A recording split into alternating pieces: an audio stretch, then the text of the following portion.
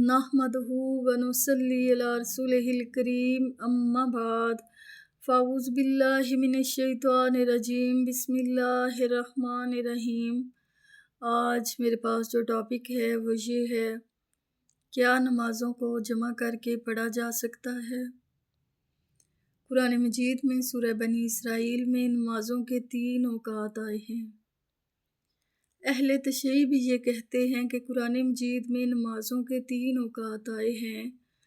اہل تشریح بالکل ٹھیک کہتے ہیں کیونکہ قرآن مجید میں نمازوں کے 3 ہی اوقات آئے ہیں۔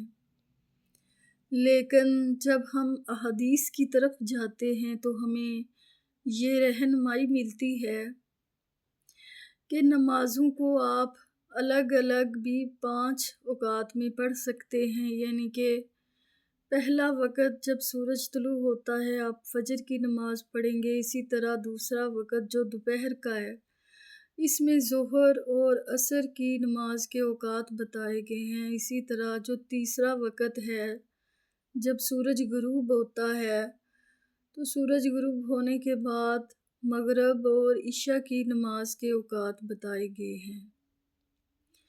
اس لیے اگر آپ چاہیں تو نمازوں کو الگ الگ بھی پڑھ سکتے ہیں، یہ بھی سنت ہے، لیکن اگر آپ چاہیں تو نمازوں کو جمع کر کے پڑھ سکتے ہیں، اس میں بھی کوئی حرج نہیں۔ اہل تشیع بھی نمازوں کو جمع کر کے پڑھتے ہیں، جس طرح کہ ظہر اور عصر کی نماز کو جمع کر کے پڑھتے ہیں، اسی طرح مغرب اور عشاء کی نمازوں کو بھی جمع کر کے پڑھتے ہیں، لیکن فجر کی نماز وہ بھی الگ پڑھتے ہیں۔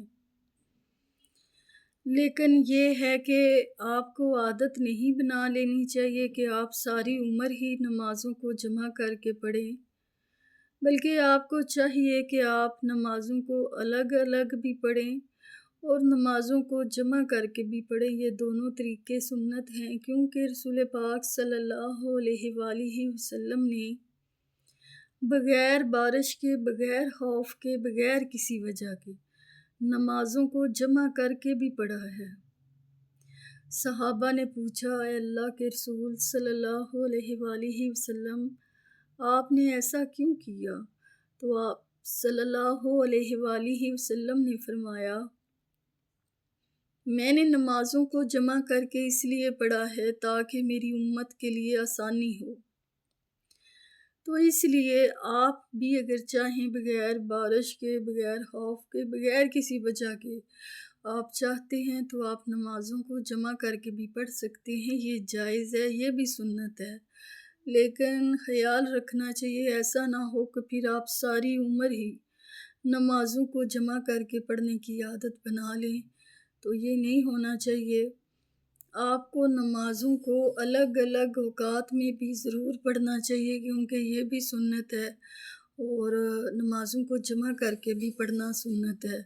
یہ دونوں طریقے سنت ہیں، جس طرح آپ کو آسانی لگے آپ نمازوں کو جمع کر کے بھی پڑھیں، آپ نمازوں کو الگ الگ اوقات میں پڑھیں، لیکن صرف اس بات کا خیال رکھیں کہ ایسا نہ ہو کہ صرف نمازوں کو الگ الگ اوقات میں ہی پڑھیں اور اسی کو جائز سمجھیں، لیکن نمازوں کو جمع کر کے نہ پڑھیں، بلکہ آپ نمازوں کو جمع کر کے پڑھنا بھی جائز سمجھیں، یہ بھی سنت ہے، اور نمازوں کو الگ الگ اوقات میں پڑھنا بھی سنت ہے۔ یہ دونوں طریقے سنت ہیں۔